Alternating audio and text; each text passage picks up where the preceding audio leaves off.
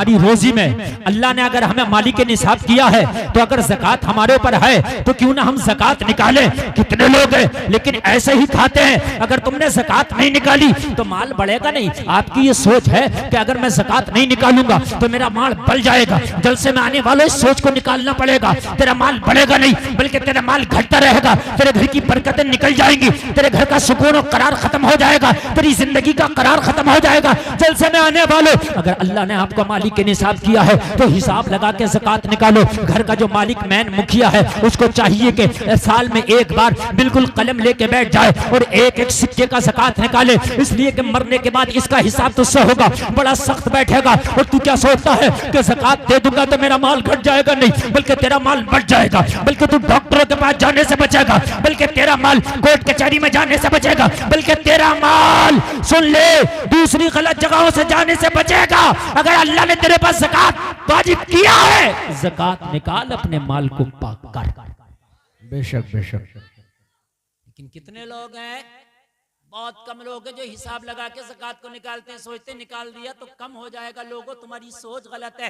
जलसे में आने वालों, एक कान खोल करके सुनो। आप दुनिया का कोई भी काम कर लो मगर उसमें ऐसी गारंटी नहीं है। अगर आप तालीम के लिए अपने बच्चों को कहीं कॉलेज में लेके जाओ तो कॉलेज वालों से बात करो, मैं अपने बच्चों का एडमिशन कराना चाहता हूँ, तो कॉलेज वाला कहेगा पहले उसकी फीस जमा करना पड़ेगी, बाद में इसका एडमिशन होगा। अगर आप ये कहो मुझे दवाई चाहिए तो डॉक्टर कहेगा पैसे पहले चाहिए, उसके बाद में तुझे दवाई मिलेगी। अगर आप कहोगे मुझे सफर करना है तो टिकट वाला कहेगा पैसा पहले, टिकट बाद में मिलेगा। अगर आप कहीं आपको खेती का काम करना है, आप बीज लेने के लिए जाओ तो बीज देने वाला कहेगा बीज बाद में, उसका पैसा पहले। आप कहोगे मैं बीज का पैसा तो दे रहा हूं, क्या खेती की गारंटी है? तो कहेगा नहीं। आप कहोगे कि मैं पैसा तो पहले दे रहा हूं, मेरे बच्चे की तालीम की गारंटी है? स्कूल वाला कहेगा नहीं। आप कहोगे डॉक्टर से मैं पैसा पहले दे रहा हूं लेकिन क्या शिफा की गारंटी है? डॉक्टर कहेगा नहीं। मगर ज़कात का निजाम अल्लाह ने ऐसे बनाया कि अल्लाह पहले तुम्हें माल अता फरमा रहा है और एक साल उस माल को खूब अच्छे से इस्तेमाल करो। एक साल के बाद अल्लाह आपसे कह रहा है कि अब ज़कात दो। एक साल के बाद बताओ ऐसा निजाम है कहीं? मुझे बताया। हर चीज में पैसा पहले, लेकिन ज़कात में माल पहले पैसा बाद में। तो निकालो कर अल्लाह ने मालिक के निसाब किया। बाज आदमी ऐसा होता है मेरे भाइयों कि खुद तो निकल जाता है लेकिन वो जिंदगी में ज़कात नहीं निकाल पाता।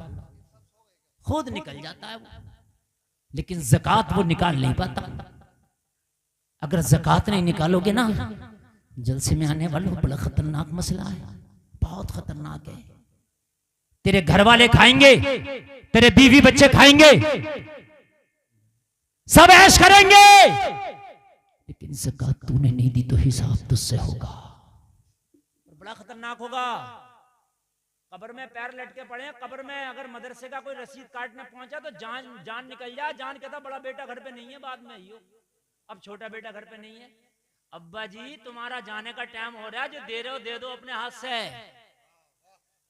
बड़ा बेटा छोटे बेटे के चक्कर में रह जाओगे, तुम निकल जाओगे, सब बेटे मिलकर तुम्हें कब्रिस्तान में डालिएंगे। हाँ, और मरने के बाद फिर बड़े फल लाएंगे, बड़ी फातह कराएंगे। जितने फल मरने के बाद ला रहा है अब्बा की फातह में, इतना अगर जिंदगी में ले आता तो अब्बा बड़ा जवान और तंदुरुस्त दिखाई देता मरने तक। सही बात बता रहा हूं। कम से कम 10 तरह का फल है फातह में, और अब्बा जिंदा था, पसीने में हालत खराब थी। जिंदगी में तो ये भी नहीं देख रहा था कि अब्बा की हालत क्या, कम से कम आराम दे दूं इस अब्बा को। बुढ़ापे में भी खूब खेत पे जा रहे थे अब्बा, समझ रहे हैं आप? ये सेब इतने इतने अंगूर और इतने अनार तूने पहले अब्बा को खिला दिए होते तो जिंदगी तो बरकत जितनी है होना है, लेकिन अब्बा रहता हट्टा कट्टा है। मगर अब्बा का भी हाल क्या है कि अब्बा ने पूरी जिंदगी इस औलाद के लिए कमाया। जब बूढ़े हो गए, खांसी आने लगी और बिल्कुल सांस फूलने लगी, चलो अब बेटे हज की दरखास्त लगा दो। तो हज जवानों से तो हालत खराब हो जा, बूढ़े से हज हो रहा, अब वो वहां जाकर हो रहा। बिल्डिंग के बिल्कुल दरवाजे पर खड़ा, बात बिल्कुल अपने जो उसका कमरा, कह रहा मेरी बिल्डिंग खो गई। अबे तू खो गया, तेरी बिल्डिंग खो गई? बता मुझे। सही बात है बिल्कुल। वहां खड़ा कर रहा था मेरी बिल्डिंग खो गई। अबे तेरी बिल्डिंग खो गई या तू खो गया? बिल्डिंग तो वही है। तो 60 साल के बाद तो यार होश वैसे भी खराब हो जा। गवर्नमेंट रिटायर कर देती है भाई, 60 साल हो गए बिना रिटायर करो, घर बैठे बैठे खाते पीते रहो, दे रहे खर्चे ला। और यहाँ जा रहा हज करना। और जवानी में क्या कर रहा था तू? कि उस बेटे के लिए वहां मकान बनाया, उसके लिए वहां बनाया, उसके लिए वहां बनाया, उसके लिए। कि इन बेटों ने क्या किया? अगर अल्लाह ने तुम्हें इस काबिल किया, तुम्हारी बदन में जान है, तो हज भी करो अपने पैसे से। बेटों के चक्कर में ना रहो, क्या पता कराए ना कराए, खुद करो। और ज़कात अगर वाजिब है तो खुद दो। किसी का सिक्का आ रहा तो उसका सिक्का दो। किसी का तुम्हारे पर कर्जा है तो दो। किसी का माल है तो दो। और हराम तरीके से बिल्कुल रोजी अपनी कारोबार करो मत। कोई नहीं है किसी का, ना कोई नहीं। ये बच्चे जी औलाद जिनके लिए तुम कर रहे हो ना, जो औलाद बचपन में औलाद बड़ी प्यारी लगती है, माँ बाप को भी औलाद को भी। बेटे कहते हैं अम्मा मेरी है बचपन में, दूसरा कहता नहीं मेरे हैं अब्बू। लड़ते हैं, मैं सोऊंगा अम्मी के पास, मैं सोऊंगा अब्बू के पास। और जब ये जवान हो गए, अब्बा बूढ़े हो गए, तो कहने अब्बा तेरे हैं। हकीकत बात बता रहा हूं मैं, अब्बा तेरे हैं, तू रखेगा इतने दिन, तू रखेगा इतने दिन, तू रखेगा। हाय पढ़ते लग गए बाप के, हाय पढ़ते लग गए माँ के। और जलसे में आने वालों यार कहाँ हो, जरा कान खोल के सुनो। अल्लाह ने तुम्हें पावर दी है तो अपने रहते रहते अपनी जिंदगी में सही काम कर जाओ। अपनी जिंदगी में क्या कर जाओ? सही काम कर जाओ। किसी का अगर हराम आए, मेरी माँ बहनों कान खोल के सुनो, अगर तुम्हारा बेटा तुम्हारा शौहर हराम तरीके से कमाता और घर में लाता, तो अपने शौहर से कह दो, वो मेरे शौहर हम गोश्त नहीं दाल खा लेंगे, मगर हमारे बच्चों को खबरदार जो हराम के लुक़मे लेकर के आया। हलाल हलाल होना चाहिए, हलाल के लुक़मे होना चाहिए, हराम नहीं। जिस दिन तेरी रोजी पाक हो गई, तेरी नस्ल खुदा की कसम कभी तेरी बागी नहीं हो सकती, तेरी मुतियों फरमा बरदार होगी। ये नस्ल तेरी बागी नहीं हो सकती, लेकिन रोजी तेरी हलाल हो। और हलाल रोजी में अल्लाह बरकत भी फरमाता है। और हलाल रोजी में अगर अल्लाह चाहे तो इतनी बरकत कर दे, इतनी बरकत कर दे कि अल्लाह तुझे हलाल तरीके से कमाने पर करोड़पति भी बना सकता है, बना सकता अल्लाह। मुगलिया सल्तनत का एक बादशाह गुजरा है जिसका नाम है औरंगजेब। बहुत बड़ा बादशाह, मालूम है? इनकी दौरे हुकूमत में सच्चाई का ये आलम था, ये आलम था, ये आलम था। लोगों कान खोल करके सुनो। खुद बादशाह का ये हाल था कि टोपियां बना बना के अपने घर के खर्चे चलाता, कुरान शरीफ की किताबत करता और उन नुस्खों का हदिये के जरिए लोगों अपने घर का खर्चा चलाता। औरंगजेब के घर में कभी सिरका और कभी मसूर की दाल का पानी, ये एक तरीके का सालन होता, दोनों सालन कभी नहीं होता। जलसे में आने वालों इतना बड़ा बादशाह, लेकिन हाल ये था कि खाली टोपी बना बना के अपने घर का खर्चा चलाता। मैं ये नहीं कहता कि पैसा कमाना बुरी बात है, मगर ये जरूर कहता हूं कि पैसा कमाओ मगर हलाल तरीके से कमाओ। अरे यार एक बात बताओ, एक मछली समंदर में ऐसी है कि उसका एक वक्त का खाना हाथी के बराबर है, उसका कोई कारोबार नहीं, कोई बिजनेस नहीं, मगर अल्लाह उसे भूखा नहीं सोने देता। अल्लाह उसे भी खिलाता। तो मुझे बता क्या तेरी 2 रोटी अल्लाह तुझे नहीं खिलाएगा? अल्लाह तेरी किस्मत का भी तुझे खिला कर रहेगा।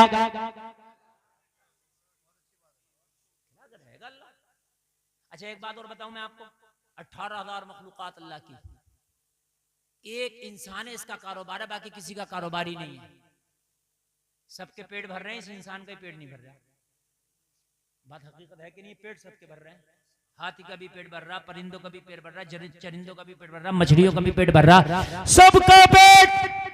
और अल्लाह ऐसा भराता है, ऐसा भराता है कि सबको वही खिलाता है जो वो खाना चाहता है। अरे अल्लाह की मखलूक में कुछ शाकाहारी है और कुछ मांसाहारी है, बोलो है कि नहीं है?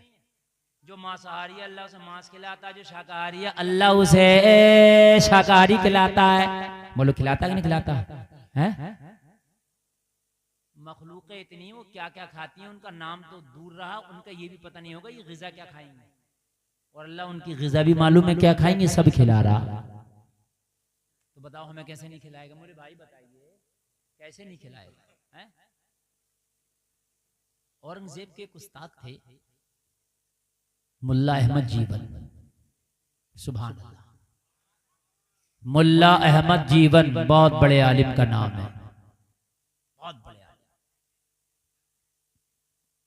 औरंगजेब ने चाहा कि हजरत की दावत कर दूं। औरंगजेब ने दावत करके मुल्ला अहमद जीवन को खत भेजा, हुजूर आपकी दावत है, तशरीफ ले आए दिल्ली। हजरत भी हजरत ही थे।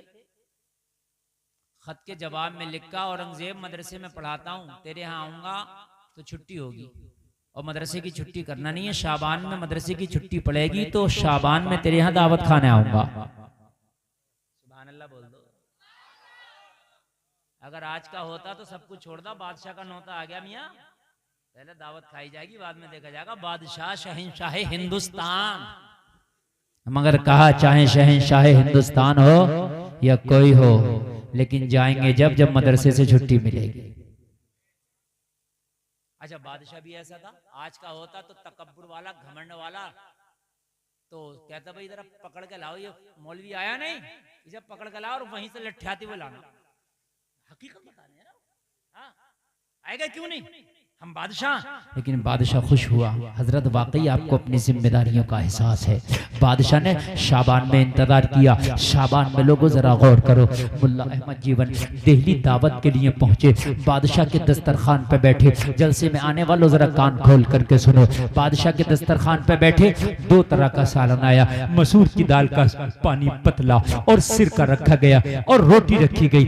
अब मुल्ला अहमद जीवन कभी बादशाह के चेहरे को देखता है और कभी दस्तरखान को देखता है। कहा, बादशाह क्या बात, ये मेरे साथ मजाक तो नहीं है? मुझे कहां से तूने बुलाया? मैं अमेठी से यहाँ दिल्ली आया हूँ। पता कितने दिन का सफर कर आया हूँ, कितनी मशक्कत से आया हूँ, कितनी परेशानियों से आया हूँ।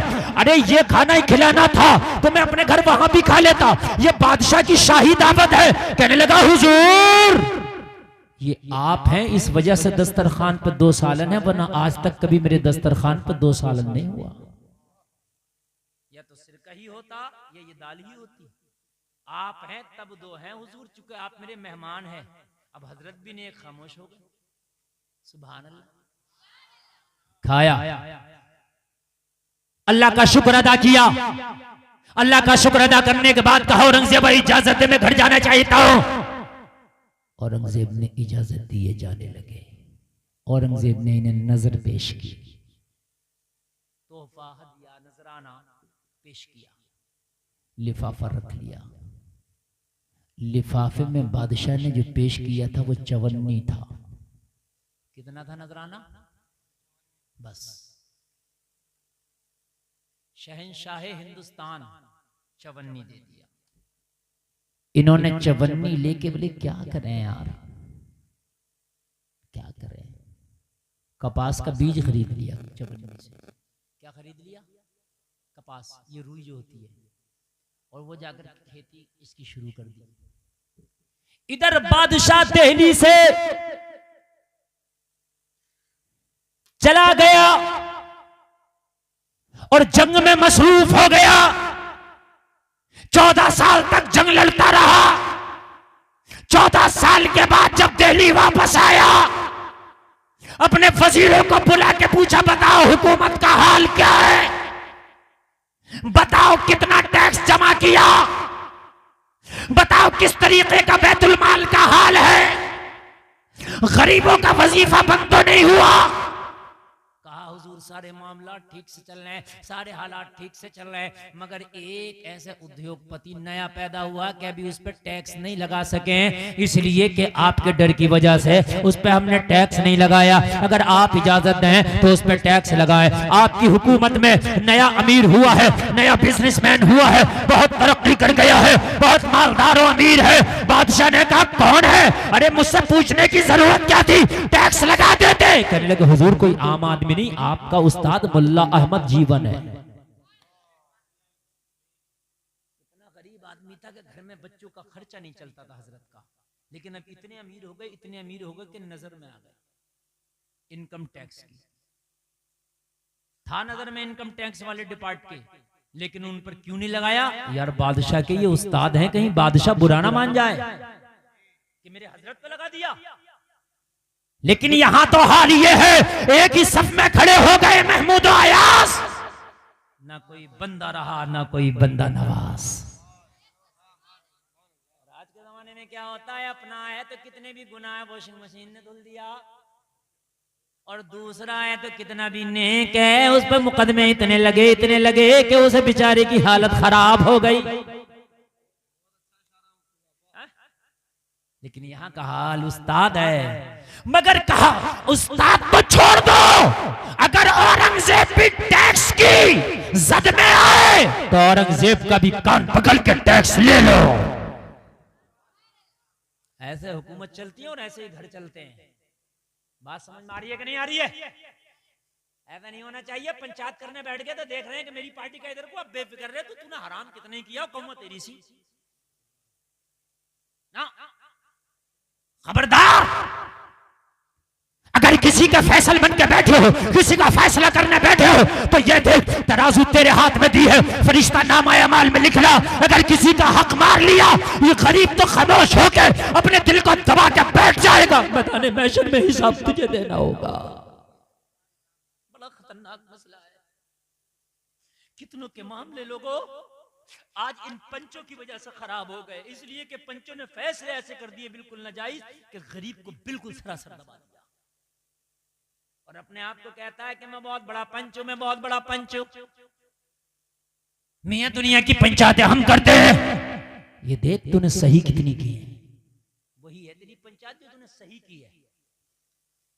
हजरत औरंगजेब ने कहा मुल्ला अहमद जीवन को खत लिखो कि वो आए दिल्ली, टैक्स बाद में लगाऊंगा, पहले ये पूछूंगा इतना माल आया कहां से। टैक्स बाद में लगाऊंगा, पहले पूछूंगा कि इतना माल आया कहां से। खत लिखा, मुल्ला अहमद जीवन को फौरन तलब कर लिया। शाबान की छुट्टियों में मुल्ला अहमद जीवन फिर बादशाह की बारगाह में हाजिर। औरंगजेब किस लिए बुलाया? कहा हुजूर ये बताइए कि आप तो बड़े गरीबी हालात से गुजर रहे थे, मैं 14 साल जंग में मसरूफ रहा, मराठों से लड़ता रहा, ये बताइए कि इन 14 साल में ऐसा कौन सा बिजनेस और कारोबार कर लिया कि आप टैक्स की जद में आ गए। कहने लगे बादशाह ये मुझसे ना पूछिए, खुद से पूछ। मैं तो खुद तुझसे पूछने वाला था ये बात कि मैं इतना मालदार कैसे हो गया। हैदरा बोलो सुभान अल्लाह। देखो मैं फिर आपसे कह रहा हूं, आपको इस तकरीर में वाकई मुझे लग रहा है कि खुशक लग रही है, आपको ऐसा लग रहा है मजा नहीं आ रहा, लेकिन यकीन मानना कि मैं आपकी इस्लाह करना चाहता हूं। मैं खूब जानता हूं, मैं इतने नारे लगवा दूंगा इस महफिल में से, इतने नारे लगवा दूंगा, 14 साल का पुराना मंझा हुआ मुकर्रिर हूं मैं, कोई नया नहीं हूं, मैं सब जानता हूं। हाँ, मैं इतने नारे लगवा दूंगा आपसे कि सब खड़े होकर नारे लगाओगे, मैं सब जानता हूं। हाँ 2 मिनट लगेंगे, लेकिन आप, मैं समझ रहा हूं, मैं ये भी समझ रहा हूं कोई नखून काट रहा, कोई दांत काट रहा, वो वाली तकरीर नहीं कर रहे जो हमने नेट पे सुनी थी। तो जो नेट पे सुनी थी वो तो सुनी ली, वो ना करूं जो सुनी नहीं है। हम वही मौलाना तो नहीं है जो कर दी उसी को घुमा रहे हैं, अपने अंदर यही तो चीज नहीं है। समझ में आई कि नहीं आई? अच्छा इतनी बात समझ में आ रही है कि नहीं आ रही है? मुल्ला अहमद जीवन बोले औरंगजेब ये बात मैं तुमसे पूछने वाला था, ये बता मैं इतना अमीर हो कैसे गया? कहने लगा हुजूर माल आपका, अमीर आप हुए, ये मुझसे पूछेंगे? कहने लगा हाँ तुझी से तो पूछूंगा, तो पूछिए पहले मुझी से पूछो। बादशाह बोला हुजूर पहले मुझी से पूछो। तो बोले ये बता कि वो तेरी चवन्नी कहां की थी? उस चवन्नी का कमाल है जो इतना अमीर हो गया। सुभान अल्लाह बोलो। ये हराम के कमा तो बहुत लेते हो, लगते हैं बहुत, लेकिन पता नहीं है एक बार में एक ही झटके में चले जाते हैं, एक ही झटके में साफ कोसमोस चला गया तो एक बार में कई धानों की फसल ले जा। मेरी बात गलत तो नहीं है? कई धानों की उशर नहीं निकाल रहा, उशर बात तो क्या हजरत, उशर होता क्या है? दे दो, हो सकता है कि अल्लाह घर से बीमारियों को दूर कर दे। अल्लाह घर से परेशानियों को दूर कर दे, अल्लाह घर से तकलीफों को दूर कर दे। दे दो